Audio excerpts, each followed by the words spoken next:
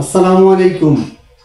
আজকে একটা বিষয় নিয়ে আমি কথা বলবো, সেটা হচ্ছে দুবাই ওয়ার্ক পারমিট ভিসা।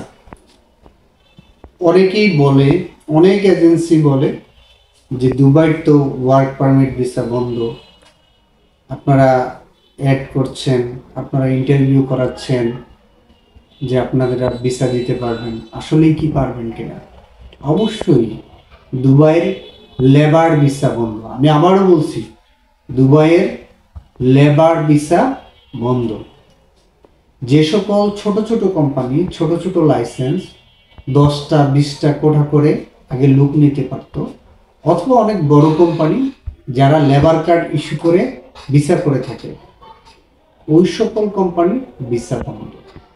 শুধুমাত্র ইমিগ্রেশন কোম্পানি, যাদের ভিসা করতে লেবার কার্ডের প্রয়োজন হয় না, শুধুমাত্র ইমিগ্রেশন কোম্পানি যারা ইমিগ্রেশন থেকে ভিসা সরাসরি রিসিভ করে, তার মধ্যে হচ্ছে দুবাইয়ের যে বিখ্যাত কোম্পানি আছে Transguard, Imdad, Transguard, Imdad, ইমরিল, কনকোর্ডিয়া, DMCC, এই ধরনের যেগুলো সেমি গভর্নমেন্ট কোম্পানি এবং তাদের ফ্রি জোন লাইসেন্স আছে।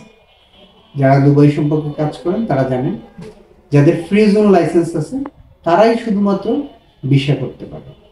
কন্টিনিউ কিন্তু দুবাইয়ের যে ভিসা, লেবার ভিসা বন্ধ হওয়ার পরেও কিন্তু কন্টিনিউ বাংলাদেশ থেকে প্রত্যেক মাসে শত শত লোক কাজের উদ্দেশ্যে দুবাই যাচ্ছে, দুবাই গমন করতেছে।